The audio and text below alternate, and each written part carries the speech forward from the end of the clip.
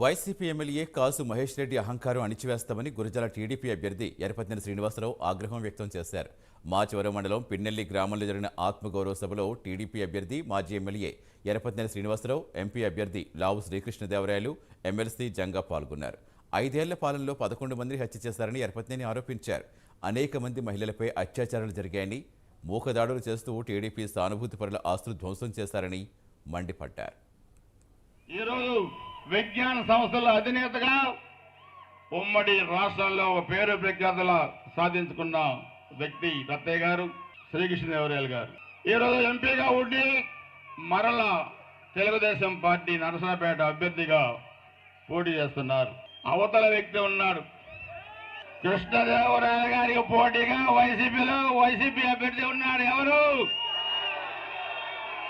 నోటి పారుదల, నోటికేం మాట్లాడతాడో తెలియదు, రంకెలు వేస్తాడు. మొన్న చెబుతున్నాడు, అసెంబ్లీలో చంద్రబాబు నాయుడు గారిని తిట్టాను, రేపు పార్లమెంట్లో కూడా చంద్రబాబు నాయుడు గారిని తిడతాను అంటున్నాడు. నిన్ను పార్లమెంట్ గేటు కాదు కదా,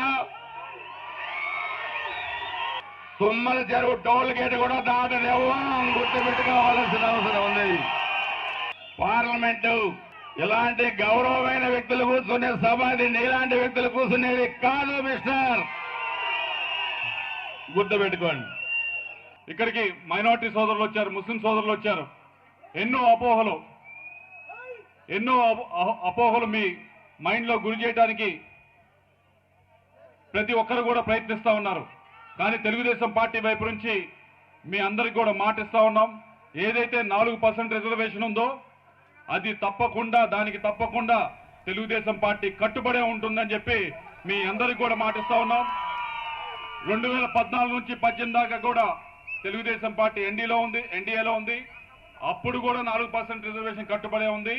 2024 తర్వాత కూడా 4% రిజర్వేషన్ ముస్లింస్ కి కట్టుబడే ఉంటుందని చెప్పి మీ అందరు కూడా మాటిస్తా ఉన్నాం.